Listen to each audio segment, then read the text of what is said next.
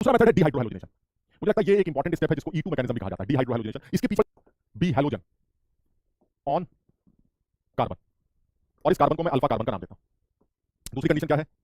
There must be a hydrogen adjacent to alpha, there must be hydrogen on the carbon, जिसको मैं beta carbon बोल रहा हूं। ये कार्बन कौन सा है? Adjacent to alpha carbon. अभी मैं समझाता हूं इस बात को। तीसरी कंडीशन है presence of a base, presence of strong base.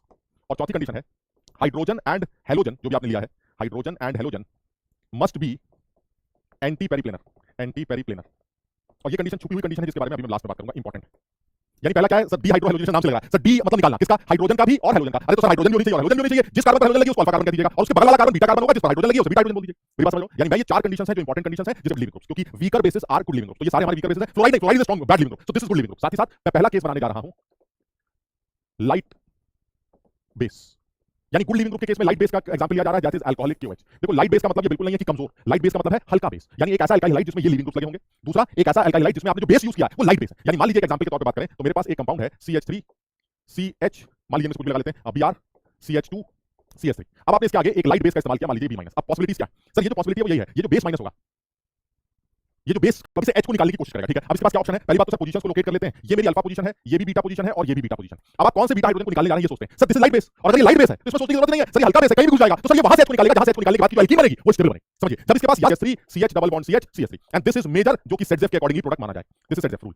यानी कहने का मतलब ये हुआ कि जब आपके पास बेस लाइट होगा और अच्छा लिविंग ग्रुप होगा, सब लोग समझ रहा, बेस लाइट होगा और अच्छा लिविंग ग्रुप होगा, in that case the answer will follow सेटजेफ rule. ये पहली बात याद कर ली। अब इसी में अगर आपने बल्कि बेस लिया होता तो क्या होता? सर इसी में अगर मैंने बल्कि बेस लिया होता तो क्या फर्क पड़ जाता? ये हो जाएगा CH2H, लिविंग ग्रुप तो अच्छा है लेकिन बेस हमारा मोटा, तब क्या होगा? तो जब आप मोटा बल्कि बेस डालेंगे, बल्कि बेस, अब बताइए क्या करेगा सर? बल्कि बेस के पास भी दोनों ऑप्शन होंगे, वो यहां से भी H हटा सकता है, यहां से भी हटा सकता है, लेकिन अगर बेस मोटा है तो क्या करेगा सर? वो अंदर नहीं घुस पाएगा, तो वो बाहर से H को लेकर निकलने की कोशिश करेगा। ऐसे में जो एल्कीन बनेगी वो कौन सी बनेगी सर? जब बाहर से और Br बाहर से निकलेगा तो जो एल्कीन बनेगी वो बाहर वाली बनेगी, and that will be the major product, and this is Hofmann product.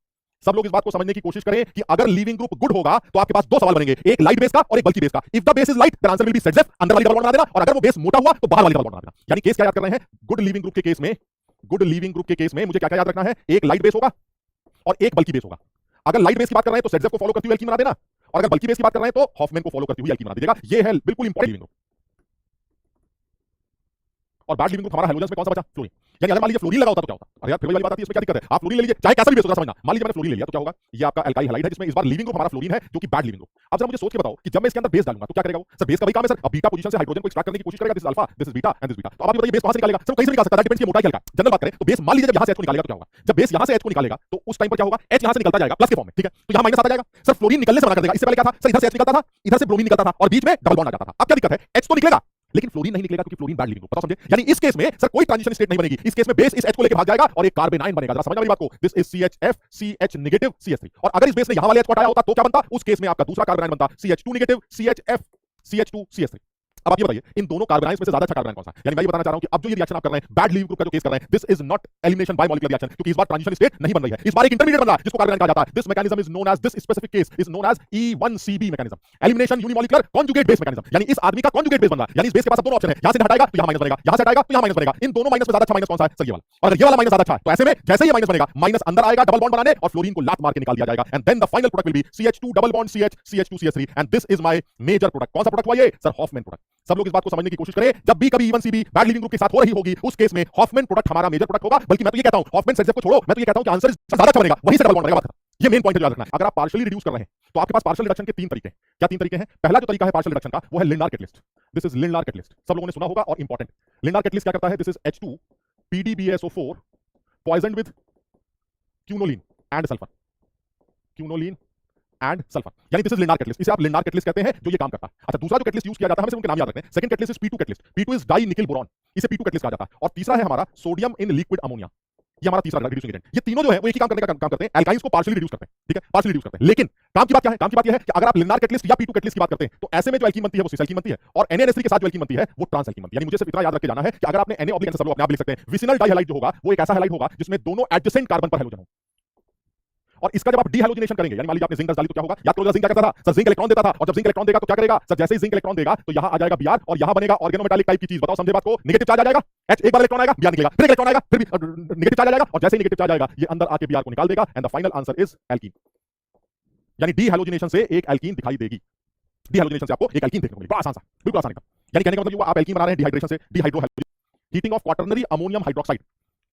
This is again a method of preparation of N alkene. लेकिन इंपॉर्टेंट क्या है, सबसे पहले तो ये बताओ this is quaternary ammonium ion. Quaternary ammonium hydroxide का मतलब क्या है sir? This is quaternary ammonium hydroxide. अब आप इसकी हीटिंग करना चाह रहे हैं, this is heating of quaternary, यानी नाइट्रोजन से 4 एल्काइल ग्रुप लगा दिए जाए तो क्वाटरनरी अमोनियम हाइड्रोक्साइड, ठीक है। अब इस क्वाटरनरी अमोनियम हाइड्रोक्साइड की हीटिंग कर रहे हैं, क्या होगा सर? एक चीज क्लियर है, बिल्कुल आप इस बात को समझ लीजिएगा कि सर ये नाइट्रोजन का प्लस इतना स्ट्रांग विड्रॉइंग नेचर है कि इस बार इस बीटा हाइड्रोजन के एसिडिक नेचर को, ये पोजीशन कौन सी है? अल्फा। ये कौन सी है? अल्फा। ये कौन सी है? अल्फा। ये कौन सी है? अल्फा। सर इसका पुलिंग नेचर इतना स्ट्रांग है कि वो बीटा हाइड्रोजन के एसिडिक नेचर को इतना बढ़ा देगा कि बेस OH माइनस सबसे पहले इसको निकाल देगा। यानी सर इस बार फिर से कार्बन आयन मैकेनिज्म ही दिखाई दे रही। यानी कहने का मतलब ये हुआ this is CH2 minus, this is CH3, this is CH3, this is CH3 और यहां आ गया आपका प्लस। जैसे यहां माइनस आएगा, माइनस अंदर आ जाएगा और ये लीविंग ग्रुप यहां से लीव कर जाएगा। दिस इज CH3, नाइट्रोजन बचा, 2 CH3 और साथ में निकली कौन सी एल्कीन? सर ये बनी आपकी CH2 ये वाली एल्कीन। सर ये जो मैकेनिज्म समझ में आती है, ये मैकेनिज्म भी E1CB के नाम से ही जानी जाती है। सब लोग सबसे पहले इस बात को ध्यान रखें, this is Hofmann product. Again क्यों हॉफमैन होगा बताओ, एग्री करते हो सर? क्योंकि E1CB है तो कार्बन की स्टेबिलिटी मैटर करेगी और कार्बन हमेशा बाहर वाले बनते हैं तो हमेशा प्रोडक्ट बाहर वाला बनेगा, इसलिए हॉफमैन प्रोडक्ट बनेगा। लेकिन सर एक बात का ध्यान रखिएगा, कार्बन है कभी-कभी अंदर भी बन सकता है, इसलिए हॉफमैन याद करके जाना समझदारी नहीं है। आपको कार्बन की स्टेबिलिटी डिसाइड करनी। यहां तो सर बीटा पोजीशन पर कोई और है नहीं, एक ही बीटा पोजीशन है। जिस सवाल में एक से ज्यादा E1CB मैकेनिज्म फॉलो करनी है और E1CB मैकेनिज्म में क्यों E1CB है? क्योंकि सर बीटा हाइड्रोजन का एसिडिक नेचर बहुत अच्छा है। E1CB दो जगहों पर होती है। पहला, अगर लीविंग ग्रुप खराब हुआ that is the case of fluorine, और दूसरा अगर लीविंग ग्रुप ऐसा है जिसका विड्रॉइंग नेचर बहुत तगड़ा है तो ऐसे में भी बीटा हाइड्रोजन का एसिडिक नेचर बढ़ जाता है और कार्बन आयन प्रेफर किए जाते हैं, जिसकी वजह से कौन सी मैकेनिज्म आगे बढ़ती है? E1CB। यानी सर या तो क्वाटरनरी अमोनियम आयन का सवाल बनाइएगा या फिर आप बेफ्लोरीन वाला सवाल बनाइएगा, दोनों सूत्रों में E1CB मैकेनिज्म मस्त आगे बढ़ाएंगे और E1CB से आप आंसर निकालें। जो फर्स्ट स्टेप होना चाहिए वो ये है, ये लोन पेयर पीछे से धक्का मारेगा और आई को निकालेंगे। तो सर जो मुझे समझ आ रहा है कि आप क्वाटरनरी अमोनियम आयोडाइड तैयार कर रहे हैं, समझना मेरी बात को। यानी सर एक मिथाइल तो पहले से लगा, एक मिथाइल ये वाला जो जाएगा, ठीक है, नाइट्रोजन पर प्लस आ जाएगा, कौन भाग रहा होगा? I माइनस, वो I माइनस इसी प्लस के बदला दिखा हो जाएगा। सही है, देखिए ये बन गया क्वाटरनरी अमोनियम आयोडाइड। क्लियर है? ये क्वाटरनरी अमोनियम आयोडाइड। यानी सर सबसे पहले आप इस बात को भी आगे के लिए ध्यान रखिएगा, हो सकता है क्वाटरनरी अमोनियम आयन आपसे बनवाने का सिर्फ एक तरीका है सर, उसको एल्काइल हाइड के सामने धक्का लगाना पड़ेगा नाइट्रोजन से। तो नाइट्रोजन ने धक्का मारकर एक कार्बन को और जोड़ दिया, तो एक मिथाइल पहले से थी, एक मिथाइल आपने और जोड़ दी। Now this is quaternary ammonium iodide. जैसे आप AgOH डालेंगे तो क्या होगा? AgOH एक ऐसा आदमी है जो सिल्वर लेके आया है और सिल्वर क्या कहता है? I को मैं पकड़ूंगा, OH को तुम ले लो, तो AgI का प्रेसिपिटेट बन जाएगा और OH उसके पास चला जाएगा। Now this is quaternary ammonium hydroxide. Now this is quaternary ammonium hydroxide. बताओ समझे? अब बताइए क्या करना है सर? अब आप इसकी हीटिंग करेंगे। लो भाई हीटिंग करते हैं, बताओ क्या करें sir? This is quaternary ammonium hydroxide. Heating करने से बीटा पोजीशन पर कार्बन आयन बनता है। जरा बीटा पोजीशंस को लोकेट करके दिखाओ सर। बीटा पोजीशंस जो दिखाई दे रही हैं वो कौन-कौन सी हैं? Alpha, alpha, alpha, alpha. Beta कौन सी है? ऊपर बीटा, नीचे बीटा। बताओ इन तीनों बीटाओं में अच्छी बीटा कौन सी दिखती है? सर इन तीनों बीटाओं में जो सबसे अच्छी बीटा दिखाई देती है 2 डिग्री, 2 डिग्री, 1 डिग्री, कौन सी अच्छी है? 1 डिग्री। इसका मतलब सर यहां पर एनायन बने और जब यहां से H निकलेगा तो माइनस अंदर और लीविंग ग्रुप को लात मार के यहां से निकालेंगे। Now the final answer is, ध्यान से देखना, फाइनल आंसर इज ये यहां से अलग हो गया and this is double bond. This is my final answer. अपने आप बना के देखो फटाफट। अल्फा, अल्फा, बीटा कौन सी? अगली वाली। तो चलिए अगली वाली बीटा लोकेट करते हैं। बीटा हो गई मेरी ये बीटा, बीटा और ये बीटा। अब बताइए कौन सी बीटा अच्छी है? सर 1 डिग्री वाली अच्छी है, 1 डिग्री वाली अच्छी है। नहीं सर इस बार ये बीटा अच्छी है, रेजोनेंस स्टेबलाइज। अरे भाई कब समझोगे? हमें बीटा चेक करनी थी और जो बीटा अच्छी है वो होगी जो रेजोनेंस में इन्वॉल्व है। अभी सवाल में ऐसा है तो आप ये मत देखिएगा सर हमेशा खुली खुली एल्कीन बनानी है, हमें बीटा कौन सा अच्छा है सर? नीचे वाला, ये वाला। तो ऐसे में कार्बन आयन यहां बने और जब कार्बन आयन यहां बनेगा तो नेक्स्ट स्टेप क्या होगा? माइनस अंदर और लीविंग ग्रुप को लात मार के निकालेंगे। कौन सी एल्कीन तैयार हुई? अरे वाह sir, PHCH double bond CH2। This will be my major product. Styrene कहा जाता है इसको, this is styrene major product. समझिए बात, ये पूरा सिस्टम बाहर निकल आएगा और इन दोनों के बीच में डबल बॉन्ड आ जाएगा, यानी PH के साथ कार्बन 2 डबल बॉन्ड के साथ मस्त आपका स्टाइरीन तैयार होगा। Resonance stabilize. ध्यान रखना इस बात को, जल्दबाजी में गलती बिल्कुल मत करना। क्लियर है? हमसे जाना जाता this again elimination process, but this is known as syn. मैं बताता हूं इसका मतलब क्या है। जो तुमने अभी डिहाइड्रो हैलोजिनेशन पढ़ा था उसे एंटी एलिमिनेशन कहा जाता है। उसे एंटी एलिमिनेशन इसलिए कहते हैं, मैंने बताया ना, जो दो लोग एलिमिनेट हो रहे हैं दे मस्ट बी एंटी पेरिप्लेनर। यानी दो लोग जो एलिमिनेट हो रहे हैं, कौन से दो लोग एलिमिनेट हो रहे हैं? एक H और एक हैलोजन, ठीक है। जो वो दोनों एलिमिनेट हो रहे हैं दे मस्ट बी उल्टे, यानी एक बाहर होगा एक अंदर होगा। अगर वो उल्टे है तो एलिमिनेशन होगा, अगर उल्टे नहीं हुआ तो एलिमिनेशन नहीं हो। समझो, that was anti periplanar structure, that was anti elimination process. Group में लाइट बेसिस सेट के हिसाब से आंसर बनेगा। बट इस बार से पहली बार ऐसा दिखाई दे रहा है कि Br बाहर है। अब Br बाहर है तो आपको H अंदर लेना पड़ेगा, तभी आप एंटी पेरिप्लेनर बोलेंगे। सर बगल वाला ये तो अल्फा, ये बीटा। अब ये बताइए सर बीटा पर जो हाइड्रोजन है उसकी सिचुएशन क्या है? क्या तुम इस बात को एग्री करते हो कि बीटा पर अगर CH3 अंदर है तो हाइड्रोजन बाहर की तरफ होगा? हां सर बिल्कुल एग्री करते हैं, ये हाइड्रोजन बाहर की तरफ होगा। और यहां का भी CH3 अगर अंदर है तो हाइड्रोजन बाहर की तरफ होगा? हां सर बिल्कुल एग्री करते हैं, हाइड्रोजन बाहर की तरफ होगा। लीजिए हो गई मुसीबत, सर Br भी बाहर है और बगल के दोनों हाइड्रोजन भी बाहर है। अगर Br भी बाहर है, हाइड्रोजन भी बाहर है, तो ये एलिमिनेशन प्रोसेस फॉलो नहीं कर सकते, आप इस एंटी एलिमिनेशन को प्रोसीड नहीं कर सकते। समझो बात, ठीक है? क्या बताइए इसका आंसर क्या लिखेंगे? अब जो बच्चे कम पढ़े लिखे हैं वो क्या जानते हैं? बहुत इंपॉर्टेंट सवाल हो गया। जो बच्चे कम पढ़े लिखे हैं वो क्या कहेंगे? वो कहेंगे अरे सर आपने बताया था लच्छे लीविंग ग्रुप के साथ जब हल्का बेस हो तो हॉफमैन सॉरी सेट्सजेफ प्रोडक्ट बनाते हैं, तो double bond should be like this. यानी वो बच्चा बेवकूफी में सवाल का आंसर क्या लिख के आएगा? वो ये लिख के आएगा, जबकि गलत है। सर क्यों? हॉफमैन सेट्सजेफ प्रोडक्ट तो बनेगा, बनेगा, लेकिन अगर बन पाएगा यहां तो बन ही नहीं पा रहा है। क्यों? क्योंकि सर यहां का जो CH3 है अगर वो अंदर है, आप समझिएगा, तो जो हाइड्रोजन होगा वो बाहर होगा और अगर हाइड्रोजन बाहर है तो ये Br और ये हाइड्रोजन एंटी पेरिप्लेनर नहीं है, ये एलिमिनेट नहीं हो सकते। ऐसे में एलिमिनेशन कौन से हाइड्रोजन के साथ होगा? सर जो ऊपर दो हाइड्रोजन लगे हैं उनमें से एक हाइड्रोजन जो अंदर होगा वो एलिमिनेट होगा, इधर से Br एलिमिनेट होगा और तब जो आपका आंसर लिखा जाएगा वो ये लिखा जाएगा, this will be my major product. यहां तो CH3 था ही and the double bond should be this. समझिए बात, दिस विल बी मेजर। बल्कि इसको अगर मैं इस फॉर्म में दिखाऊं तो सवाल का आंसर इस तरह से दिखाई देना चाहिए, यहां डबल बॉन्ड आ जाएगा, यहां CH3 आ जाएगा, या फिर सवाल का आंसर ऐसे भी दिखा सकते हैं, यहां डबल बॉन्ड आ जाएगा, इसको उल्टा भी कर सकते हैं। तो यानी अब सिचुएशन कुछ ऐसी भी बन सकती है जिसमें इधर डबल बॉन्ड आ गया और ये कितना दूर हो जाएगा? एक कार्बन दूर, यानी कि ये इधर आ गया CH3। आपका कैसा बनेगा? ये आपका इस तरह का भी बन सकता है।